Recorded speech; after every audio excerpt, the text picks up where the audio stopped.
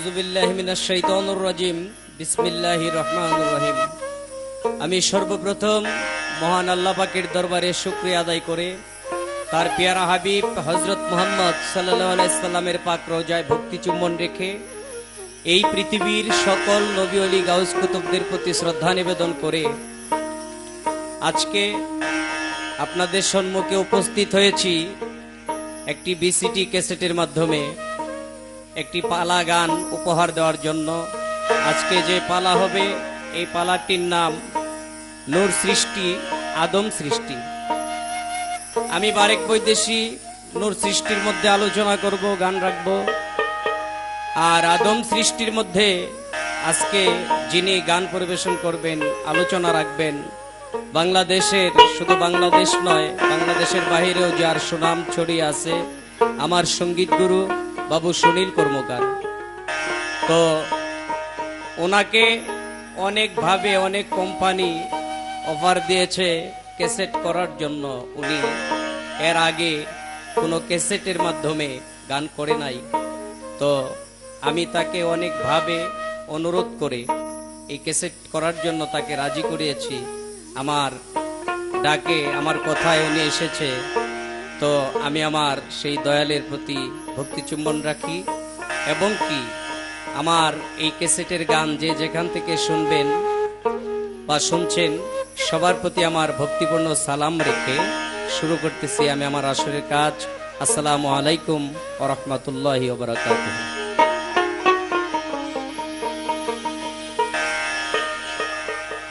দয়াল দরদি দরদি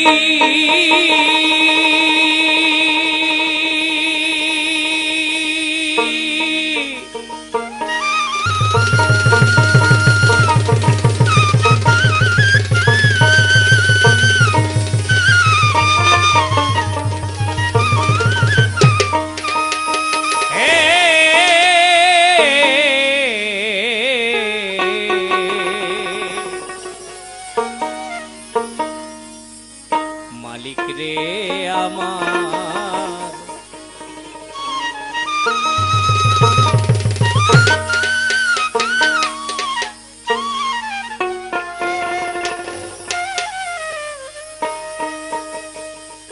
এই পৃথিবীর আগে সৃষ্টি করেছিলেন রাসূলুল্লাহ ইয়া মুহাম্মদ রাসূলুল্লাহ। এই পৃথিবীর আগে সৃষ্টি, এই পৃথিবীর আগে সৃষ্টি করেছিলেন রাসূলুল্লাহ ইয়া মুহাম্মদ রাসূলুল্লাহ।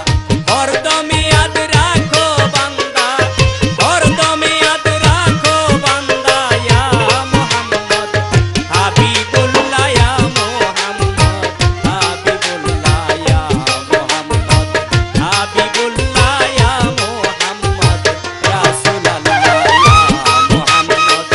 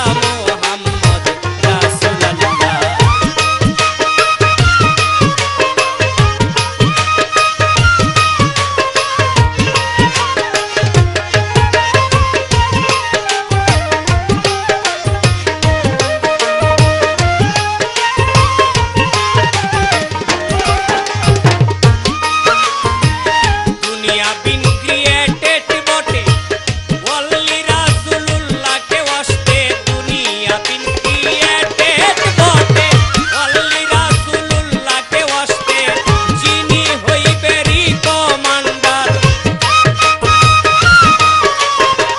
যিনি হইবে রিকমান্ডার হাসর বিলতে ঠেকার বেলায়া মুহাম্মদ রাসূলুল্লাহ ইয়া মুহাম্মদ হাবিবুল্লাহ ইয়া মুহাম্মদ রাসূলুল্লাহ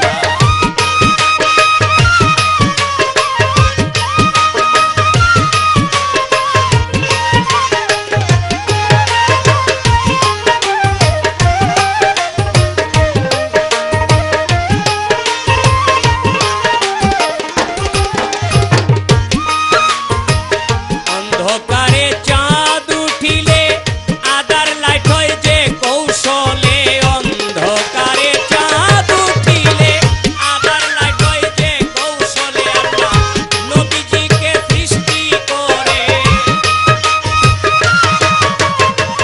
নবীজিকে সৃষ্টি করে এই পৃথিবী লাইট করিলা ইয়া মুহাম্মদ রাসূলুল্লাহ ইয়া মুহাম্মদ হাবিবুল্লাহ ইয়া মুহাম্মদ রাসূলুল্লাহ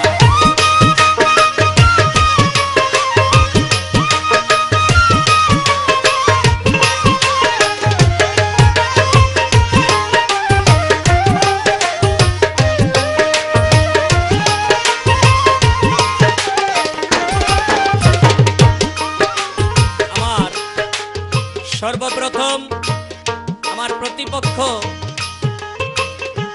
গায়কের কাছে আদম সৃষ্টির মধ্যে যে প্রশ্ন আমি রাখব, আপনারা ইতিপূর্বে আরো অনেক শিল্পীদের কণ্ঠে অনেক বিসিডি ক্যাসেট শুনেছেন, তো আমি চেষ্টা করব তাদের চাইতে একটু ভিন্ন কিছু জিজ্ঞাসাবাদ করার জন্য। আল্লাহ তাআলা আদম সৃষ্টি করলেন। আদম সৃষ্টির আগে ফেরেশতাদেরকে নিয়ে আলমে আরওয়া নামক স্থানে মিটিং করলেন। আল্লাহ প্রস্তাব দিলেন ফেরেশতাদের কাছে, ওয়াইজ কালা রাব্বুকা লিল মালাইকাতি ইন্নী জাইলুন ফিল আরদি খলিফা। হে মালাইকগণ বা হে ফেরেশতাগণ, আমি একজন মাটির খলিফা সৃষ্টি করতে চাই, এতে তোমরা কি মত প্রকাশ করো? ফেরেশতারা বলেছিল যে আল্লাহ কি এমন জাতি সৃষ্টি করবেন, আপনার ইবাদতের জন্য তো আমরাই যথেষ্ট। আল্লাহ বলেছিল আমি যা জানি তোমরা তা জানো না। অনেক মোহাব্বত করে আল্লাহ আদমকে সৃষ্টি করার উদ্যোগ নিলেন। আদম আল্লাহ সৃষ্টি করলেন মাটি দ্বারা। এখন এই পৃথিবীর মধ্যে অনেক মানুষে মাটির প্রতিমা তৈরি করে, মাটির মূর্তি তৈরি করে, কিন্তু এই মাটির প্রতিমা বা মূর্তি এইগুলি পানির মধ্যে ভিজাইলে এমনিতে এটা গইলা নষ্ট হয়ে যায়। কিন্তু আদম বা আদমের বংশধর মানুষ যারা এই দুনিয়াতে আছে, এদের শরীরের মধ্যে পানি বা সাবান সোডা দিয়া শত ডলাডলি ঘষাঘষি করলেও দেখা যায় এরা ভাঙে না, নষ্ট হয় না, গলে না, আরো সৌন্দর্য বৃদ্ধি পায়। আমার একটু জানার বিষয় থাকবে যে আদম আলাইহিস সালামকে আল্লাহ সৃষ্টি করার সময় কি এমন বস্তু মিশাইয়া দিয়েছে যে কারণে আদমের শরীর সাবান সোডা দেয়া ঘষলে ভাঙে না, আরো পরিষ্কার হয়। এই প্রথম আমার জিজ্ঞাসা রইল, দেখি জবাব কি হয়।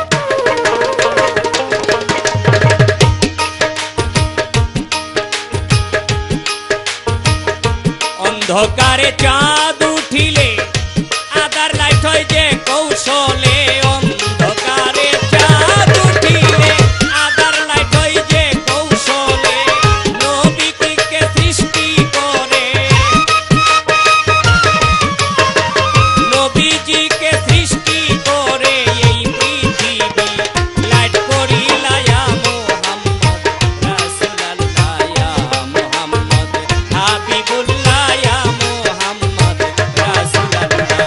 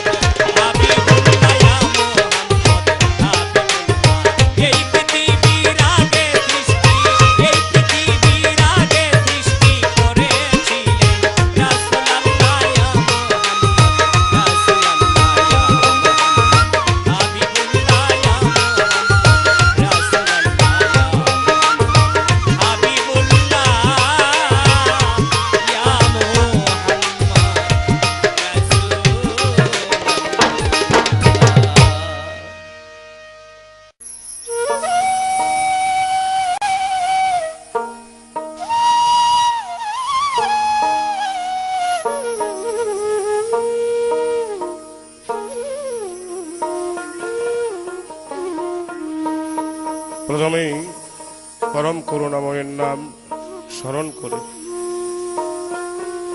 আমার বাউল গানের শিক্ষা গুরু ইসরাইল মিয়া দাদা গুরু জালালউদ্দিন খাঁ সাহেব, তাদের পবিত্র আত্মার প্রতি আমার শ্রদ্ধাঞ্জলি নিবেদন করে যারা আমার এই গান শুনছেন সুধী দর্শক বৃন্দ, সবার প্রতি শ্রদ্ধাঞ্জলি নিবেদন করে আমি আমার আসরের কাজ শুরু করছি।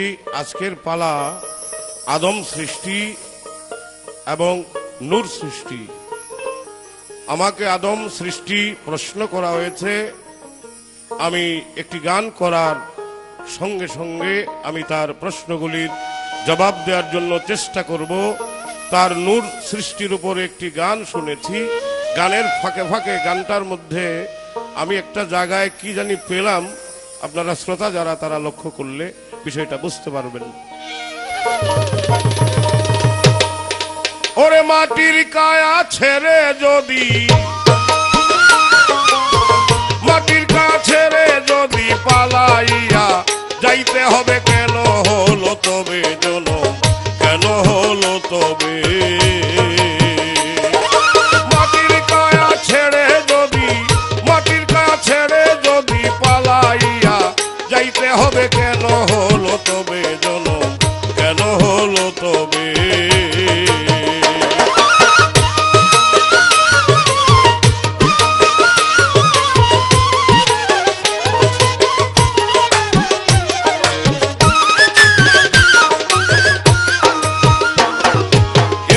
সকল মাটির গড়া রঙ্গে পরিপাটি করা, ভিতরেতে প্রাণ মনোরা ঠেকছে মায়ার লোভে।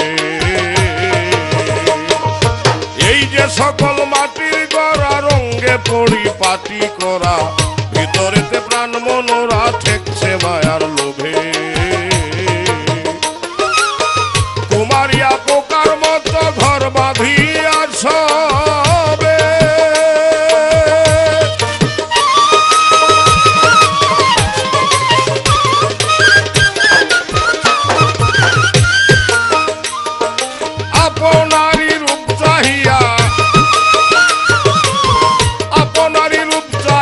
বিশ্বরূপে মিশাইবে, কেন হলো তবে জনম, কেন হলো তবে?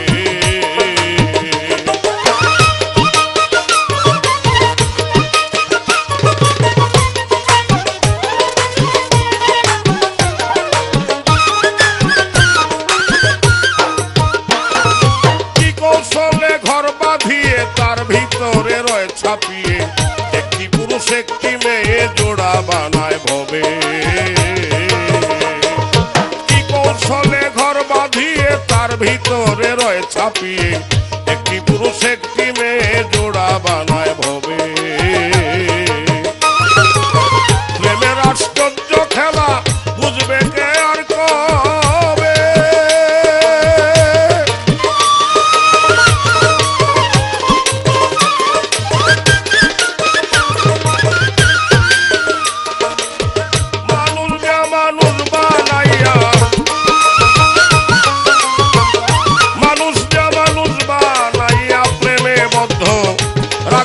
হবে কেন হলো তবে জনম, কেন হলো তবে?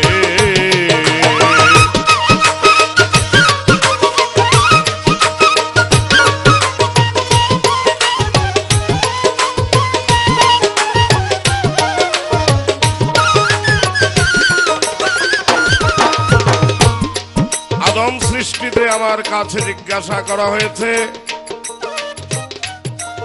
আমরা সবাই মাটির মানুষ, তেমনি যিনি আদি মানুষ হযরত আদম আলাইহিস সালাম, তাকে সৃষ্টি করা হয়েছিল মাটির দ্বারা। একটি মাটির মূর্তি, সেই মাটির মূর্তি যদি পানিতে ফেলে দেওয়া হয়, এই মাটির মূর্তিটা গলে যায়। কিন্তু আমরা যে মাটির মানুষ, আমরা যতই সাবান দিয়ে লাগাই আমার এই দেহে, কিন্তু এই দেহটা গলে না, নষ্ট হয় না।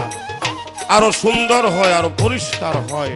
তাইলে আদম যদি মাটির তৈরি হয়ে থাকে, আমরা সে আদমের সন্তান, আমরা যদি মাটির মানুষ হয়ে থাকি, আমাদের দেহে পানি লাগাইলে, সাবান লাগাইলে দেহ আরো পরিষ্কার হয়।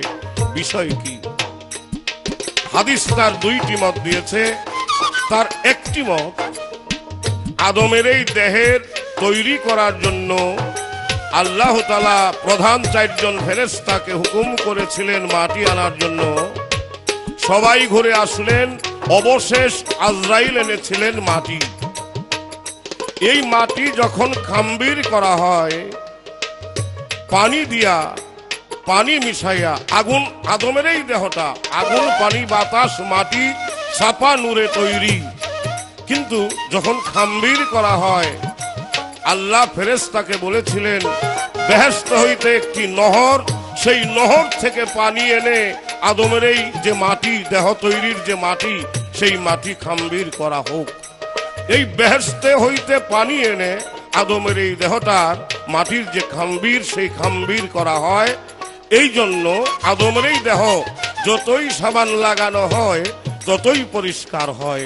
আরেকটি মত দিয়েছেন যে আদমের এই দেহ তৈরি করে এমন একটি বার্নিশের মধ্যে দেওয়া হয়েছে, যে জন্য এটা পানিতেও নষ্ট হয় না।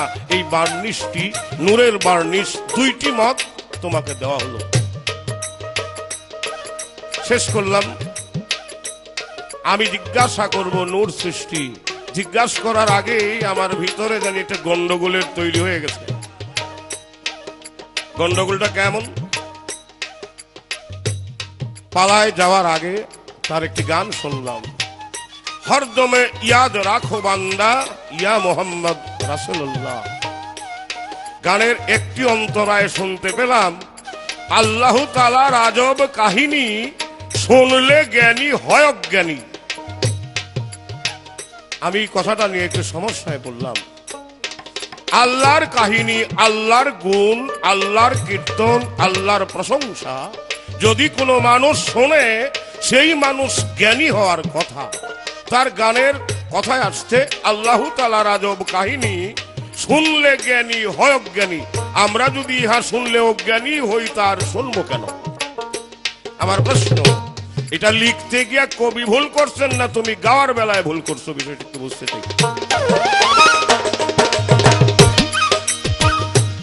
আমার একটি প্রশ্ন থাকবে, নূর ছাড়া কোনো কিছুই সৃষ্টি হয় নাই। চন্দ্র, সূর্য, গ্রহ, নক্ষত্র, বেহেশত, দোজখ, এই 18,000 মাখলুকাত সমস্ত কিছুই নূর দ্বারা সৃষ্টি। কিন্তু আমার জানা দরকার, নূর সৃষ্টির আগেও আল্লাহ তাআলা আরো 4টি বস্তু তৈরি করেছিলেন। এই 4টি বস্তু তৈরি না করলে নূর সৃষ্টি আল্লাহ তাআলা করতে পারতেন না। তাইলে নূরের আগে 4টি বস্তু সৃষ্টি কি? এই 4টি বস্তু কি কি আমার জানা দরকার। খেলা ভাঙলে শুধু ভাণ্ড, থাকবে না আর কৌশল কাণ্ড, করিবে সব লন্ড ভণ্ড যাতে মিশে যাবে। খেলা ভাঙলে শুধু ভাণ্ড, থাকবে না আর কৌশল কাণ্ড, করিবে সব লন্ড ভণ্ড যাতে মিশে যাবে। জ্বালালে কয় মানব কুলে জন্ম লইয়া ভাবে,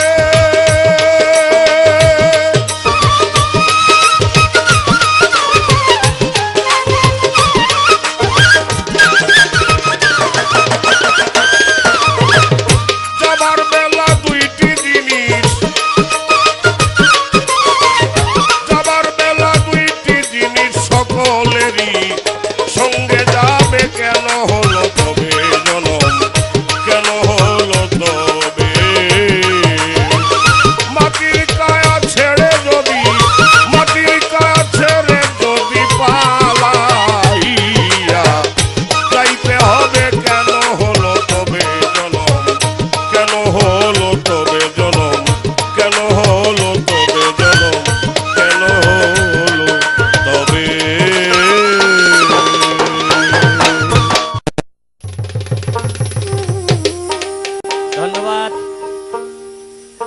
যা প্রশ্ন ছিল, আমার প্রশ্নের খুব সুন্দর জবাব দিয়ে আমার কাছে একটি প্রশ্ন, আল্লাহ তাআলা নূর সৃষ্টির আগে আরো 4টি জিনিস সৃষ্টি করেছে, যে 4টি জিনিস সৃষ্টি না করলে আল্লাহ নূর সৃষ্টি করতেন না, নূর সৃষ্টি করা সম্ভব হতো না।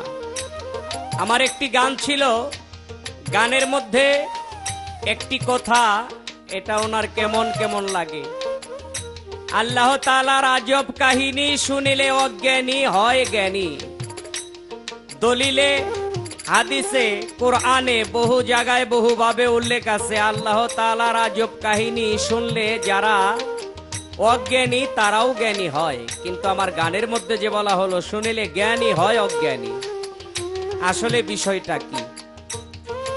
আসলে বিষয়টা কি আমি একটি গান গেয়ে তারপর ইনশাল্লাহ এই বিষয়ের জবাব দেব, আর প্রশ্নের জবাবও দিব ইনশাল্লাহ। ওগো আল্লাহ পড়ুয়ার, আজব লীলা চমৎকার, গড়ায় আছো এই সংসার কি সুন্দর করে। না ছিল আকাশ জমি, না ছিল তোমার চিন, চারকারের আগে কি না ছিল রাত্র দিন। না ছিল আকাশ জমি, না ছিল তোমার চিন, সরকারের আগে কি না ছিল রাত্র দিন। গণনাতে নাই আমি হাদিসেতে পাই দয়া, গণনাতে নাই আমি হাদিসেতে পাই 90,000 বছর ছিল শূন্যকারে। ওগো আল্লাহ পড়ুয়ার, আজব লীলা চমৎকার, গড়ায় আছো এই সংসার কি সুন্দর করে।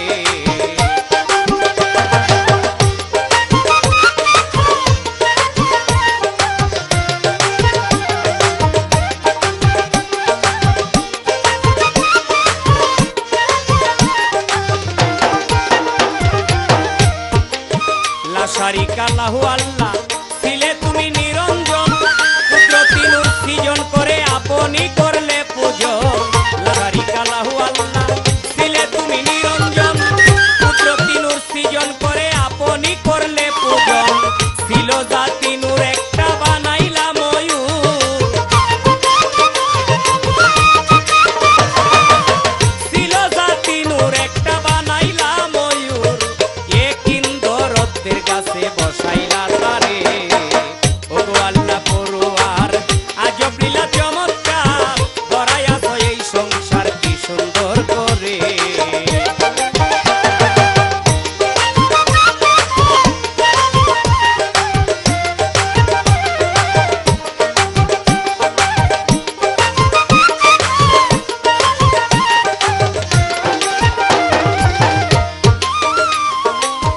আজব একটা আয়না দিলা ওই ময়ূরের সামনে, নিজের ছবি দেইকা ময়ূর চমকে উঠে তখনে। আজব একটা আয়না দিলা ওই ময়ূরের সামনে, নিজের ছবি দেইকা ময়ূর চমকে উঠে তখনে। নিজের ছবি তার সে দেখে ভয়ঙ্কর, নিজের ছবি তার সে দেখে ভয়ঙ্কর, শরীর গামিয়া কিছু পছি না পড়ে। ওগো আল্লাহ পড়ুয়ার, আজব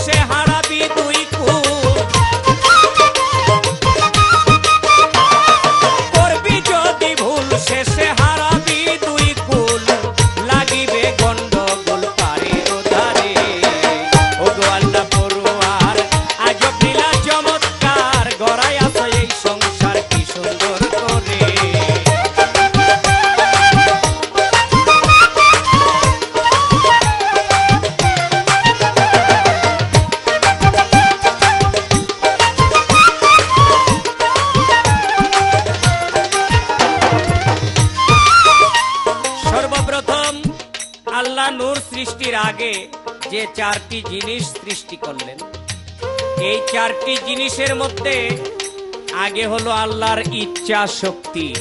আল্লাহ নূর সৃষ্টি করবে, এই ইচ্ছা শক্তি আগে আল্লাহর সৃষ্টি করতে হয়েছে। যখন আল্লাহর ইচ্ছা শক্তি হয়েছে যে আমি নূর সৃষ্টি করব, এই ইচ্ছাটাও একটা সৃষ্টি।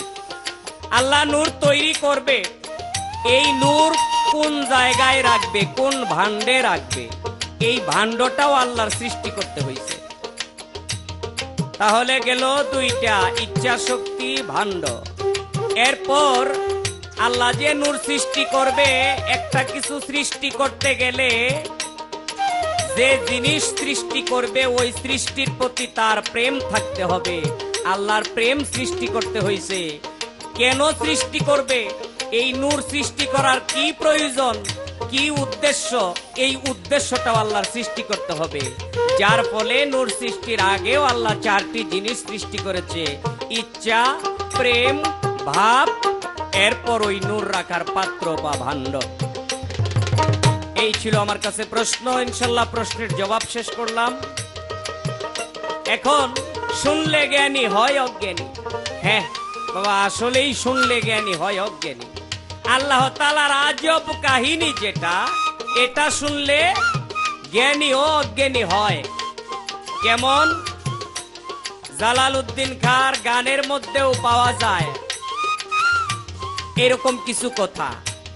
বাউল কবি রশিদউদ্দিনের গানের মধ্যেও পাওয়া যায় কি, আমি বলবো কি শুনবে কে, বুঝবে কি আর ধন্দা, এই দুনিয়া মায়ার জালে বান্দা। এই গানের একটা অন্তরার মধ্যে বলা হয়েছে, আগে পারের রাস্তা খোঁজ, সময় থাকতে গুরু ভজ, জ্ঞান থাকিতে পাগল সাজ, চোখ থাকতে হো আন্ধা। তো শুনলে জ্ঞানী যে হয় অজ্ঞানী, এই জ্ঞানটা রাইখাই অজ্ঞানীর ভাব ধরতে হবে, অজ্ঞানীর স্বভাব ধরতে হবে। কেউ যদি বেশি জ্ঞানী নিজেকে মনে করে, তাইলে তার পক্ষে জ্ঞান আহরণ করা সম্ভব না। তার একটা উদাহরণ, আল্লাহ তাআলার আজব কাহিনী। আমরা যতটুকু জানি, আমাদের বাংলাদেশের মহিলারা সাবালক হয় 12 বছরে, সৌদি আরবের মহিলারা সাবালক হয় 9 বছরে। মা আমেনার যখন বিবাহ হইল বাবা আব্দুল্লাহর কাছে, ওই সময় মা আমেনার বয়স মাত্র 7 বছর 3 মাস। যে দেশের মহিলা 9 বছরে সাবালক হয়, ওই দেশের একটা মেয়ে মানুষ তার বয়স যখন 7 বছর 3 মাস, তাহলে অনুমান করা যায় সে নাবালক। আজ পর্যন্ত কেউ শুনছেন নাবালক একটা নারী সন্তান গর্ভধারণ করে? যে নারী সাবালকই হয় নাই, সে আবার সন্তান ধারণ করে কি কইরা? এরপরেও নবী মা আমেনার গর্ভে গেছে, আবার মা আমেনার গর্ভ থেকে এই দুনিয়াতে আসছে, এটা দলিল তার প্রমাণ দেয়। তাহলে এখানে কি, এই বিষয়টাই আল্লাহর কুদরত। এখন আমি বারেক বৈদেশি যদি চিন্তা করি যে নাবালক মেয়ে আবার সন্তান গর্ভে ধারণ করলো কি কইরা, এই বিষয় নিয়ে চিন্তা ভাবনা করতে করতে আমার ভালো মাথায় এমনিতেই নষ্ট হয়ে যাবে, কিন্তু ওই বিষয়, ওই কুদরত আমার পক্ষে বোঝা সম্ভব না। এই জন্য সাধক তার গানের মধ্যে প্রকাশ করেছে, আল্লাহ তাআলার আজব কাহিনী শুনিলে অজ্ঞানীও হয় জ্ঞানী। আসলে আমার দয়াল বুঝছে, উনি বুঝতে পারছে, বুঝাও আমার কাছে। আমি কি বুঝি না বুঝি না এটা জানার জন্যই আমার কাছে তার এই কথাটা পুনরায় জিজ্ঞাসা। একটা বিষয় হলো, আমরা যতটুকু জানি, গাছ এটা যদি বেশি বয়স হয়, গাছের বেশি বয়স হইলে এই গাছটা বাতি হয়ে যায়, বেশি সার হয়ে যায়, বেশি সারি হয়ে যায়। আবার অনেক গাছ আছে যে সারি হইতে হইতে হইতে হইতে মাঝখান দিয়ে যদি ডুরল হয়ে যায়, পরে আর এর সার সঠিক থাকে না, এই সারই কোনো কাজে লাগে না। তা আমি আশা করি, আমি মনে করি আমার প্রতিপক্ষ শিল্পী বাংলাদেশের সুনামধন্য গায়ক বাবু সুনীল কর্মকার, ওনার ভিতর দেয়া এখনো ওই ডুরল হয় নাই যে ডুরল হইলে সারি নষ্ট হয়ে যাওয়ার সম্ভাবনা থাকে। আশা করি যাই কিছু জিজ্ঞাসা করেন, এইরকম পোলাবাইনা কথা জিজ্ঞাসা করেন। জীবনের প্রথমবারে আসছেন স্টুডিওতে, আরো ভালো কিছু উপহার দেওয়ার জন্য চেষ্টা করুন। এইগুলি পরীক্ষা নিরীক্ষা আমারে কইরা লাভ নাই। আর আমারে আপনি যতই পরীক্ষা করেন, আপনার একটা বিষয় আগে বুঝতে হবে যে আমি কোন গাছের ডাল, আমি কোন গাছের ডাল, বা আমার বিছুনটা কোত্থেকে আসলো, এটা আগে বুঝা পরেই কিছু কথাবার্তা বইলা পরীক্ষা করে না। আমার এবার নতুন করে প্রশ্ন থাকবে। আদম সৃষ্টি, আল্লাহ তাআলা এই আদমকে সৃষ্টি করলেন।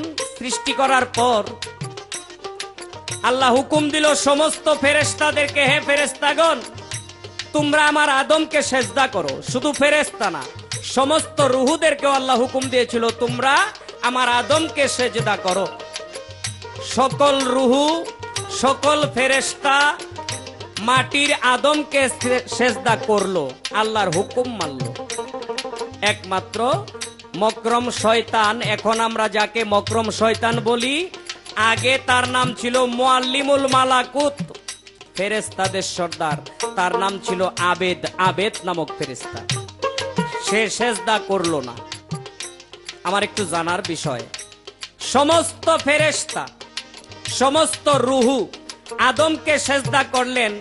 শুধুই কি আদমকে সেজদা করেছিল, নাকি ওই আদমের মধ্যে আরো কোন অন্য মাহিত্য ছিল যার ফলে সবাই তাকে সেজদা করতে বাধ্য হয়েছে? ওই সময় যদি আদমকে সেজদা করা সঠিক হয়ে থাকে, তাইলে এখনো মানুষ মানুষকে সেজদা করতে পারবে? এই আমার জিজ্ঞাসা।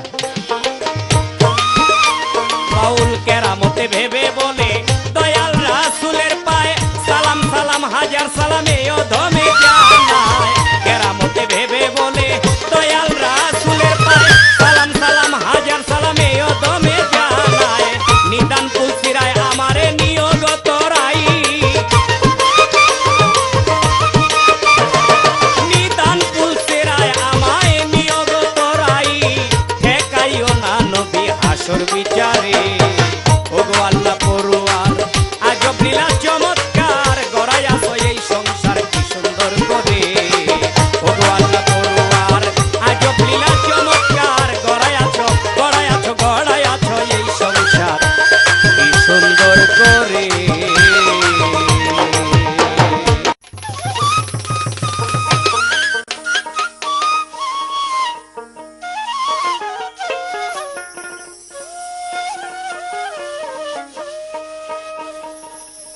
আমার প্রতিপক্ষের কাছে যা জিজ্ঞাসা ছিল, সুন্দরভাবে আমার এই প্রশ্নগুলির মীমাংসা করে আমার কাছে তার কিছু প্রশ্ন আসলো। আমি তার প্রশ্নগুলির জবাব দেওয়ার জন্য চেষ্টা করব, কিন্তু প্রশ্নের বাহিরেও কিছু কথা এসে গেছে, যে কথাগুলি না আসলেও চলতো। এই কথাগুলিরও আমি আস্তে আস্তে জবাব দেওয়ার জন্য চেষ্টা করব।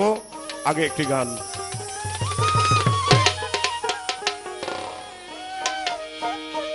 এ বিশ্ব বাগানে সাই নিরঞ্জনে মানুষ দিয়া ফুটাইল ফুল রে। এ বিশ্ব বাগানে সাই নিরঞ্জনে মানুষ দিয়া ফুটাইল ফুল রে। এ বিশ্ব বাগানে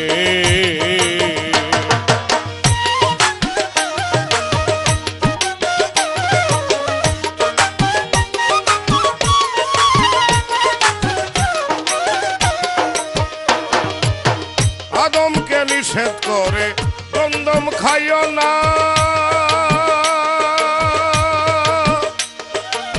গন্ধমকে হুকুম করে পিছন ছেড়ো না। বুঝিতে আজ তার বাহানা,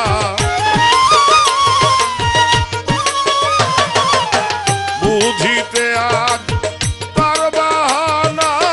সংসারে গন্ডগোল বিশ্ব বাগানে সাই নিরঞ্জনে মানুষ দিয়া ফুটাইল ফুল রে। বিশ্ব বাগানে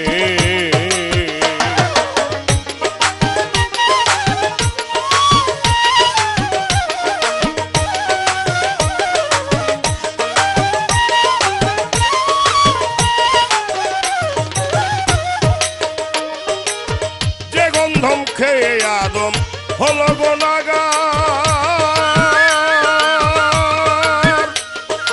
আজ পর্যন্ত আমরা তাহা করতেছি আহার।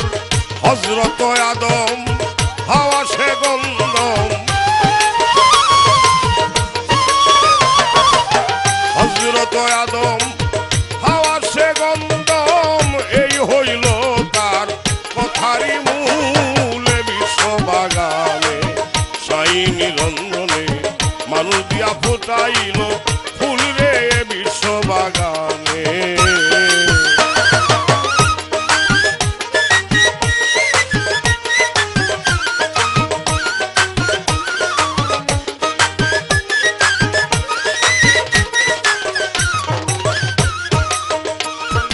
হাওয়ায় গন্ধম ছিঁড়ে যখন বেহেশত খানা,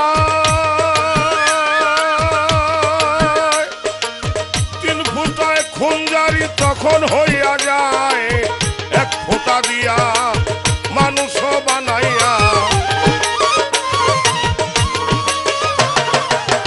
এক ফোঁটা দিয়া মানুষ বানাইয়া ভরেছে দুনিয়ার ফুলে। বিশ্ববাগানে সাই নিরঞ্জনে মানুষ দিয়া ফুটাইল ফুল রে বিশ্ববাগানে।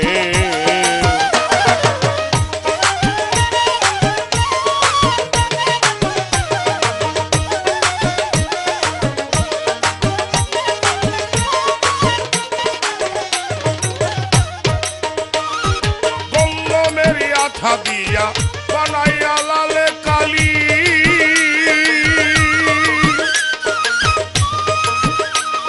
ছাপা কানার ঘরে কোরআন দিতেছে তালি। আসল কথা যদি বলি,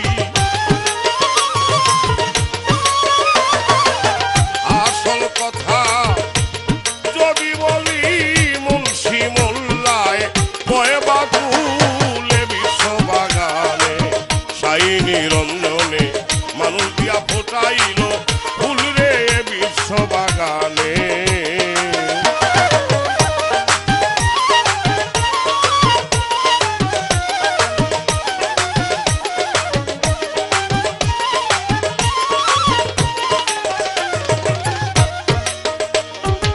প্রশ্নের বাইরে কয়েকটি কথা বলা হয়েছে যে সুনীল কর্মকার অনেক দিন গান করছে। এর উদাহরণ, গাছ যদি বেশি বাড়তি হয় গাছটি সারি হয়, কিন্তু এমন একটা সময় আছে যেটা বাড়তি হইতে হইতে দৌড় হয়ে যায়। এটা আঞ্চলিক কথা, অনেক জায়গায় বুঝবে না। একটা সময়ে গাছটার মধ্যে এটা ছিদ্র হয়ে যায়, ছিদ্র হয়ে গেলে গাছের যে সার, এই সারটি নষ্ট হয়। তোমারে মালিক সৃষ্টি করেছে, এই পৃথিবীতে পাঠাইছে। তোমার যদি কোনো ছিদ্র না থাকে, যে কয়েকটা ছিদ্র তোমার মধ্যে আছে, এর মধ্যে বলা যায় 9টা ছিদ্র বেশ বড় বড়। আর প্রত্যেকটা পশমের গোড়ায় গোড়ায় ছিদ্র। আচ্ছা, সব বাদ দিয়া তোমার 9টা ছিদ্রের মধ্যে অন্তত 2টা ছিদ্র যদি তোমার বন্ধ করে দেওয়া হয়, পৃথিবীতে তোমার 1 মিনিট আর বেঁচে থাকার কোনো ক্ষমতা তোমার থাকবে না। তাহলে আমি যে গাছ, এটা ছিদ্র না থাকলে বা বন্ধ করে দিলে গাছটার কোনো মূল্য থাকে না। আরেকটা প্রমাণ বোধহয় তুমি জানো না, যে গাছ যদি ছিদ্র হয়ে যায়, সারটা নষ্ট হয়ে যায়, এরপরে কিন্তু এটা আগে গ্রাম অঞ্চলেই বানাইতো, খরম বানাইতো। রামায়ণে লেখা আছে যে রামচন্দ্র যখন 14 বৎসরের জন্য বনবাস গেল, বনবাসে যাওয়ার পরে ভরত চালাইল সে রাজ্য, কিন্তু দেখা গেছে সিংহাসনে ভরত কোনোদিনও বসে নাই। রামের যে পাদুকা, রামের যে খরম, এই খরমগুলি সিংহাসনে রেখে 14 বৎসর রাজত্ব চালায়। ভরত একদিনও সিংহাসনে বসে নাই। গাছ যদি নষ্ট হয়ে যায়, খরম হয়, আর খরম যদি হয় রামের মতো মানুষের পায়ে যদি লাগে, তাহলে খরম হওয়াও ধন্য।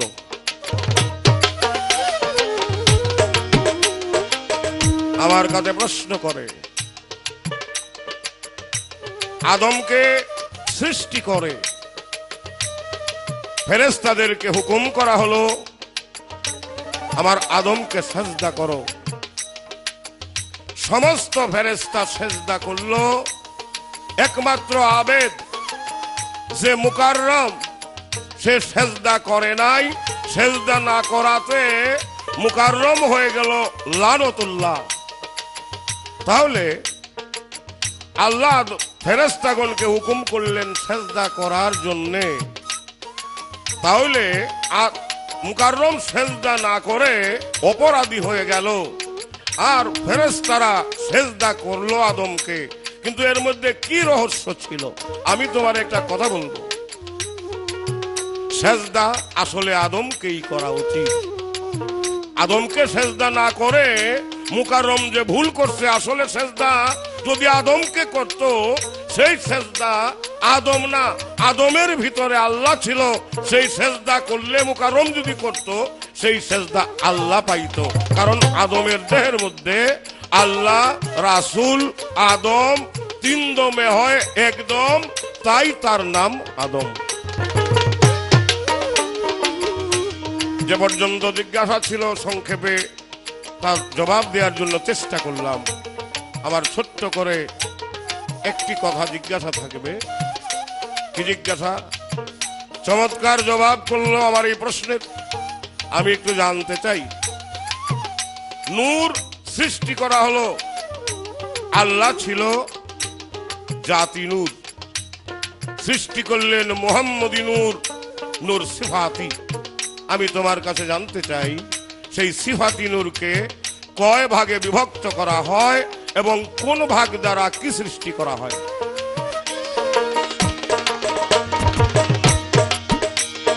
জালালউদ্দিন ভাবতে ভাবতে হইয়া পেরেশান, গন্ধম গাছের তলে গেল পাইয়া ময়দান, গিয়া তথায় পড়িয়া ঘুমায়,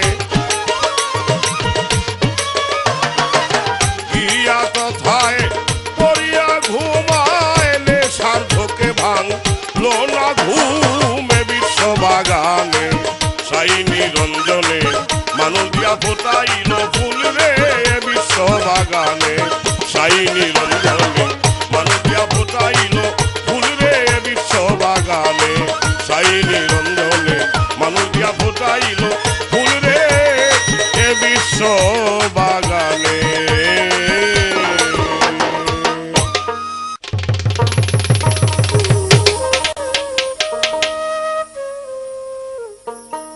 ধন্যবাদ। আমার যা প্রশ্ন ছিল, প্রশ্নের জবাব করে আমার কাছে আরেকটি জিজ্ঞাসা রাখলেন। আল্লাহ তাআলা নূর সৃষ্টি করলেন, জাতি নূর। এই জাতি নূর থেকে প্রথম ভাগ করা হলো, জাতি নূর থেকে সৃষ্টি করা হলো সিফাতি নূর। এই সিফাতি নূরটাকে কয় ভাগে বিভক্ত করলেন এবং কি সর্বপ্রথম এই সিফাতি নূরের অংশ থেকে কি কি বস্তু আল্লাহ সৃষ্টি করলেন? ইনশাল্লাহ জবাব দেব। আমি একটি কথা বলেছিলাম যে গাছ বেশি যদি সারি হয় তাহলে মাঝখান দিয়ে ছিদ্র হয়ে যায়, ছিদ্র হয়ে গেলে তখন সারি আর সারি থাকে না, উন্নত কোনো কাজে লাগে না। খুব সুন্দর একটি মীমাংসা পেলাম এই কথার। আসলে যেভাবে কথাটাকে উনি বুঝিয়েছেন, এই বুঝটা নেওয়ার জন্যই আমার এই কথাটা ছিল। ধন্যবাদ এই বুঝটা দেওয়ার জন্য। তো আবারও কিছু কথা রাখবো, আগে একটি গান আমার পালার মধ্যে। আল আরাবি ইসলাম রবি হাজারো সালাম তোমায়, আওয়ালু মা খালাকাল্লাহু মিন নূরি প্রমাণে হাদিস বুখারী, আউয়ালু মা খালাকাল্লাহু মিন নূরি, প্রমাণে হাদিস বুখারী, প্রথম তোমায় সৃজন করি, প্রথম তোমায় সৃজন করি, আশিক মাশিক প্রেম খেলায়, আল আরাবি ইসলাম রবি, হাজারো সালাম তোমায়।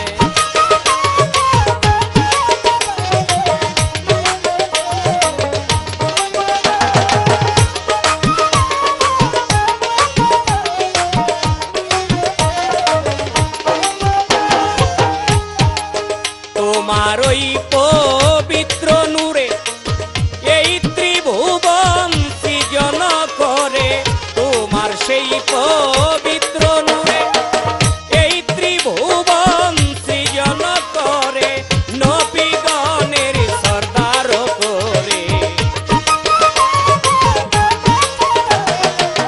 নবীগণের সর্দার করে, পাঠালেন তো মায়া আল্লাহ, আল আরাবি ইসলাম রবি, হাজারো সালাম তোমায়।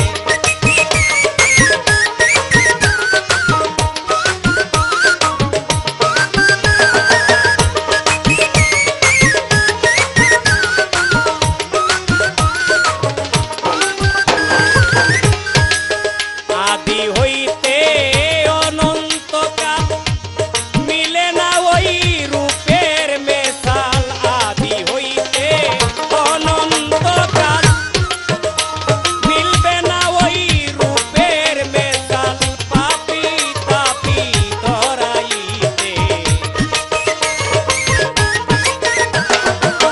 পাপী তাপী তরাইতে, আসবে তুমি এই ধরায়, আল আরাবি ইসলাম রবি, হাজারো সালাম তোমায়।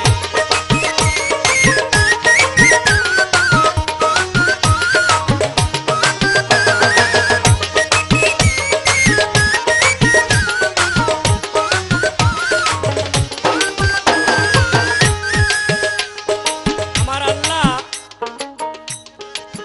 জাতি নূর থেকে সৃষ্টি করলেন সিফাতি নূর। আমার রাসূল পাক সাল্লাল্লাহু আলাইহি সাল্লামের অংশটা প্রথমে, তারপর এই সিফাতি নূরটাকে 12 ভাগে বিভক্ত করলেন। 12টা ভাগে বিভক্ত করলো। এই 12 ভাগের মধ্যে আবার 2টি অংশ বিশেষ, যেমন সিফাতি নূরের একটা অংশ নূর তাজিল্লা। এই নূর তাজিল্লা থেকে আল্লাহ সৃষ্টি করলেন জিন জাতিকে।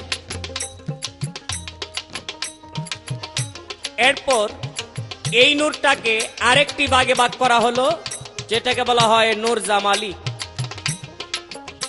এই ভাগ থেকে সৃষ্টি করলেন আল্লাহ আরো 11টা বস্তু, আরশ, কুরসি, লৌহ, কলম, চন্দ্র, সূর্য, গ্রহ, তারা। যে সিংহায় ফুঁক দিলে একদিন এই পৃথিবী ধ্বংস হবে, আল্লাহ সৃষ্টি করলো ওই সিংহায় এবং কি একটি রুটি। এরপর আল্লাহ সৃষ্টি করলেন একিন্দরত্বের গাছ। এই 11টা, আর ওই যে নূর তাজাল্লি থেকে জিন জাতি, এই 12টা ভাগে 12টা বস্তু আল্লাহ সৃষ্টি করেছে। প্রথম নূরটাকে ভাগ করে, ওই সিফাতি নূরটাকে ভাগ করে। এই ছিল আমার কাছে প্রশ্ন, দলিল সম্মত ভাবে যা পাওয়া যায় ইনশাল্লাহ জবাব দিতে চেষ্টা করলাম। এখন আমার আরেকটু জানার থাকবে, আল্লাহ আদমকে সৃষ্টি করে জান্নাতের মধ্যে রাখলেন। রাখার পর আদমকে আল্লাহ হুকুম করলো, হে আদম, তুমি আমার বেহেশতের সকল ফল খায়ো, কেবলমাত্র ওই ফলটা তুমি খায়ো না। কোন ফল? যেটাকে আমরা গন্ধম ফল বলি। বিবি হাওয়াকে আদম আলাইহিস সালামের সঙ্গিনী হিসেবে আল্লাহ দিলেন। দেওয়ার পর শয়তানের প্রবঞ্চনায় পড়ে বিবি হাওয়া সর্বপ্রথম গন্ধম খাইলেন। দলিল প্রমাণ করে বিবি হাওয়া গন্ধম যখন গাছ থেকে ছিঁড়লেন, ওই গন্ধম ফলটা ছেঁড়ার সঙ্গে সঙ্গে ওই গাছ থেকে কিছু কষ বাহির হইল। বাহির হওয়ার পরে এই গন্ধম গাছে আল্লাহর কাছে ফরিয়াদ করলো, হে আল্লাহ পরওয়ারদিগার, আমি কি অন্যায় করেছি, আমি কি অপরাধ করেছি যে কারণে বিবি হাওয়া আমার শরীর থেকে কষ ঝরালো। আল্লাহ, আমি এর বিচার চাই। গন্ধম গাছের ফরিয়াদ শুনে আল্লাহ বলল, হে গন্ধম গাছ, তুমি দুঃখ করিও না, তোমার শরীর থেকে, তোমার গা থেকে হাওয়া কষ জড়ালো, এই জন্য হাওয়াকে আমি এমন একটি শাস্তি দিয়ে দিলাম, বিবি হাওয়ার প্রতি মাসে মাসেই যেন এরকম কষ জড়ে।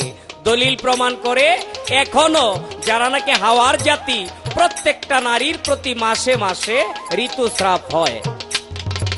আমার প্রশ্ন থাকবে, গন্ধম শুধু বিবি হাওয়া একা খায় নাই, আদমও গন্ধম খেয়েছিল। তো বিবি হাওয়া গন্ধম খাওয়াতে যদি বিবি হাওয়ার এই শাস্তি হয়ে থাকে, তাহলে আদম আলাইহিস সালাম যে গন্ধম খাইলো তার কি শাস্তি হয়েছিল? যদি বলেন যে গন্ধম খাওয়ার অপরাধে তারা দুনিয়াতে এসেছে, জান্নাতি পোশাক শরীর থেকে খুইলা গেছে, তাইলে দুনিয়াতে শুধু আদম আসে নাই, বিবি হাওয়াও এসেছে। কিন্তু বিবি হাওয়ার যে রূপটা হয়েছে, যে শাস্তিটা হয়েছে, এটা পার্সোনাল শাস্তি। আদম আলাইহিস সালামের এরকম কোন শাস্তি হয়েছে কিনা, যদি এইরকম না হয়ে অন্যরকম ভাবে হয়ে থাকে, তাহলে ওই অন্যরকম শাস্তিটাই বা কি, যে শাস্তি গন্ধম খাওয়ার বিনিময়ে আদম আলাইহিস সালাম পেয়েছিল? এই পর্যন্তই আমার জিজ্ঞাসা। আর বেশি কথা বলবো না, বেশি কথা বলার প্রয়োজনও নাই। তবে একটা বিষয় হলো, কথা আলোচনা করতে গেলে এমনও কিছু কথা আছে যে মুখ দিয়া বাহির হয়ে আসে, আমার চাইতে আপনি ভালো জানেন, কারণ আমরা যারা বাউল শিল্পী আমাদের বলাই তো অভ্যাস, আর এই মুখটাই বলার জন্য। ছিদ্র সম্বন্ধে খুব সুন্দর একটা বোঝ আমি পেয়েছি। আসলেই এই ছিদ্র না থাকলে আমরা কেউ দুনিয়াতে আসতাম না। এই ছিদ্র যদি না থাকে তাহলে আমাদের বাঁচাও সম্ভব না।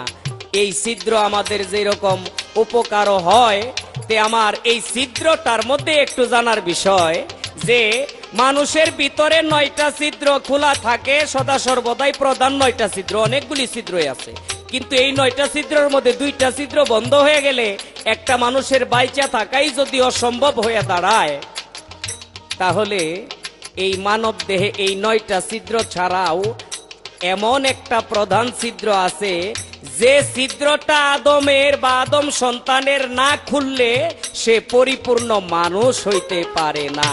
এই ছিদ্রটার নাম কি? এই ছিদ্রটা কোন জায়গায় আছে? 9টা ছিদ্র, এটা আমাদের বুঝতে কষ্ট হয় না ইনশাল্লাহ।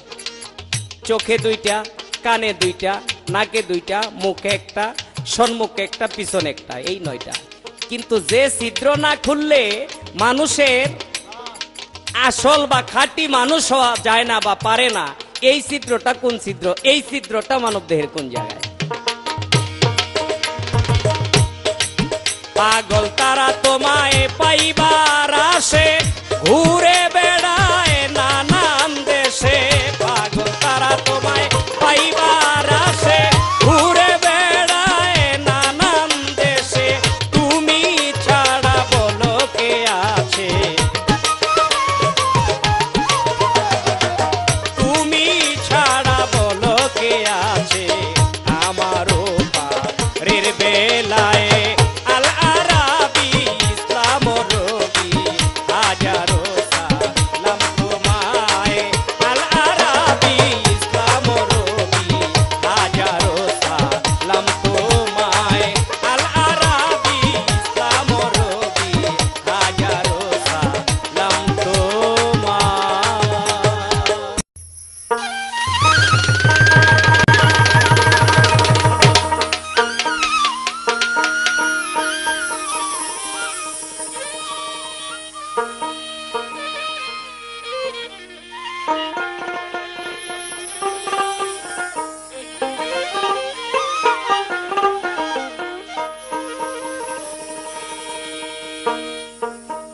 আমার যা প্রশ্ন ছিল, প্রশ্নের জবাব দিয়ে আবার আমার কাছে জিজ্ঞাসা করা হলো আদম সৃষ্টি। আমার গান ছিল এ বিশ্ববাগানে সাই নিরঞ্জনে মানুষ দিয়া ফোটাইল ফুল। গানের মধ্যে যে প্রশ্ন করা হয়েছে, হাওয়া যখন গন্ধম ছিড়ল, গন্ধম বৃক্ষ স্রষ্টার কাছে আল্লাহর কাছে ফরিয়াদ করতেছিল যে হাওয়া যখন সেই গন্ধম ফলটি ছিড়ল, আমার অঙ্গ থেকে কষ্ট পড়তে লাগলো, এই যে শাস্তি আমি পেলাম, এই শাস্তির বিনিময়ে হাওয়া কি শাস্তি পাবে? হাওয়ার শাস্তির কথা কিন্তু এই গানের মধ্যে বলা হয়ে গেছে। প্রশ্ন আসলো যে হাওয়া তো শাস্তি পাইল, আদম পাইল কোন শাস্তি? তোমার গানের মধ্যে আমি যে গানটি করলাম, এই গানের মধ্যে আছে হাওয়ায় গন্ধম ছিঁড়ে যখন বেহেশত খানায় 3 ফোঁটা খুনজারি তখন হয়ে যায়, 1 ফোঁটা দিয়া মানুষও বানাইয়া ভরেছে দুনিয়ার কুল, এ বিশ্ববাগানে সাই নিরঞ্জনে মানুষ দিয়া ফোটাইল ফুল। এখন কয় আদমের শাস্তি কোনটা? আদমেরও শাস্তি আছে। এই শাস্তি শুধু আদমের না, আদম সন্তানদের উপরও এই শাস্তি আছে, প্রলয় পর্যন্ত এই শাস্তি চলতে থাকবে। কোন শাস্তি? তোমার যে সঙ্গিনী বাড়িতে আছে, সে কিন্তু দিব্যি একটা দামি খাটের উপরে ঘুমায়, শীতের মধ্যে লেপ গায়ে দেয়, গরমে ফ্যান একটা যদি থাকে কয় আরেকটা দরকার, আরামে ঘুমায়। আর সারা জীবন পর্যন্ত তুমি যতদিন দুনিয়াতে আসো তার যে বোঝা, এই বোঝা তোমার টানতে হবে। আদম যেমন টানছে, তুমি আদম সন্তান হইয়াও সেই সঙ্গিনীকে এখন তোমার টানতে হবে, তুমি যতদিন আসো। এই যে পাপের যে খেসারত আদম সন্তান যতদিন এই পৃথিবীতে আছে, সেটা কিয়ামত পর্যন্তই দিয়ে যেতে হবে। উল্লেখযোগ্য এই শাস্তিটাই আদম এবং আদম সন্তানদের উপর আসলো। 9টি ছিদ্র, 9টি ছিদ্র তো পাইলাম, আরো একটি ছিদ্র আছে। এই ছিদ্রটা দিয়া কি করা হয়? হ্যাঁ, আরো একটি ছিদ্র আছে, তবে এই ছিদ্রটি সাধারণ মানুষে এটাকে কোনো কাজে লাগাতে পারে না। এই ছিদ্রটি সাধারণ মানুষ কোনো কাজে লাগাতে পারে না, এটাকে মাত্র কাজে লাগাইতে পারে যারা সাধক তারা। সেটা কি? তোমার যে কল্ব, এই কল্বের কিন্তু ছিদ্র একটা না, এর মুখ 2টা, একটা নিচ দিকে একটা উপর দিকে। সাধক যারা সেই জিকিরের সাহায্যে এই মুখটি খুলতে পারে, এইটা রেকর্ডে আলোচনা করার মতো সুযোগ নাই। তুমি যে ধরনের কথাবার্তা কইছ, তোমার সাথে ফয়সালা আমি করে নিব আর কোনোদিন যদি মঞ্চে দেখা হয়। অল্প সময়ে তা শেষ করলাম, আর একটি গান আছে এই প্রশ্নটির উপরে।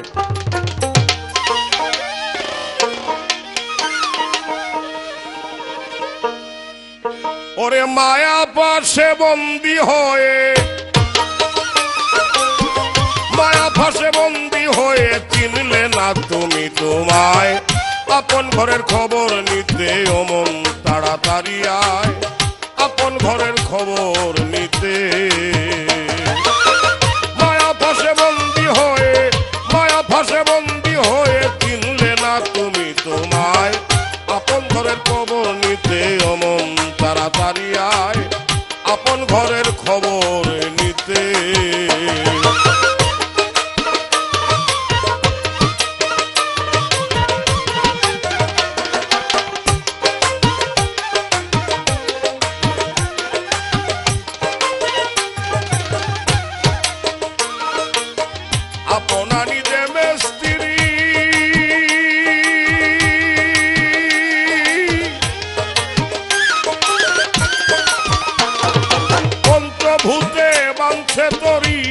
আরে আপনা নিজের কাচারি, আপনা নিজের কাচারি কৌশল করে বানায়। আপন ঘরের খবর নিতে অমন তাড়াতাড়ি আয়, আপন ঘরের খবর নিতে।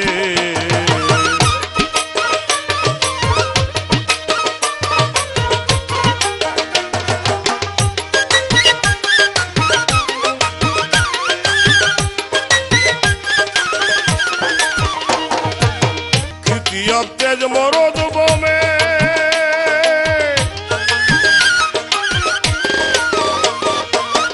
এই ঘর বানাইয়া শ্যামে ওরে রাধাকে রাখিয়া বামে, রাধাকে রাখিয়া বামে কি সুন্দর বাঁশি বাজায়। আপন ঘরের খবর নিতে অমন তাড়াতাড়ি আয়, আপন ঘরের খবর নিতে।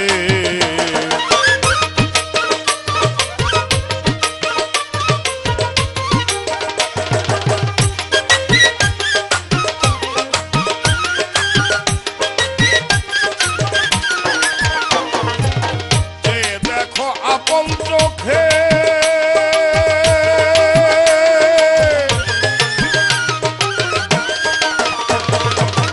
আপনারই নিজ বুকে আরে এমন একজন মানুষ থাকে, এমন একজন মানুষ থাকে কি সুন্দর পাখা চালায়। আপন ঘরের খবর নিতে অমন তাড়াতাড়ি আয়, আপন ঘরের খবর নিতে।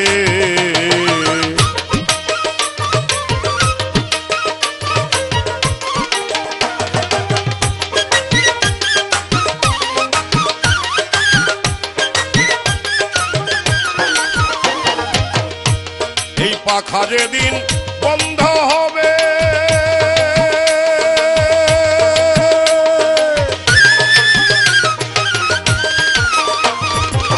আর না পাখি ঘরে রবে, আরে দলের পাখি দলে মিশবে, দলের পাখি দলে মিশবে বলছে রে পিয়ন বেটায়। আপন ঘরের খবর নিতে অমন তাড়াতাড়ি আয়, আপন ঘরের খবর নিতে।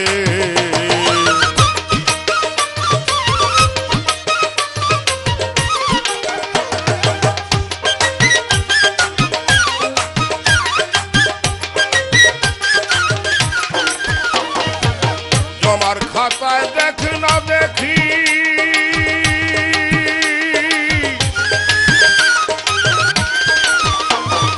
ওসল নয় তোর কেবল বাকি, আরে জমে যেদিন দিবে উকি, জমে যেদিন দিবে উকি পালাইয়া যাবি কোথায়। আপন ঘরের খবর নিতে অমন তাড়াতাড়ি আয়, আপন ঘরের খবর নিতে।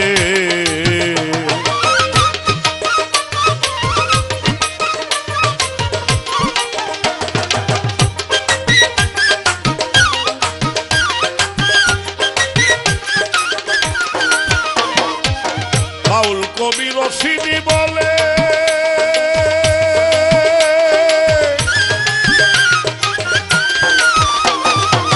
যারে নিয়া দিন কাটাইলে ওরে সে থাকিবে রংমহলে, সে থাকিবে রংমহলে তুই থাকবি রে গাছ তলায়। আপন ঘরের খবর নিতে অমন তাড়াতাড়ি আয়, আপন ঘরের খবর নিতে। মায়া ফাঁসে বন্দী হয়ে, মায়া ফাঁসে বন্দী হয়ে চিনলে না তুমি তোমায়। আপন ঘরের খবর নিতে অমন তাড়াতাড়ি আয়, আপন ঘরের খবর নিতে অমন তাড়াতাড়ি আয়, আপন ঘরের খবর নিতে অমন তাড়াতাড়ি আয়, আপন ঘরের খবর নিতে অমন তাড়াতাড়ি আয়, আপন ঘরের খবর নিতে।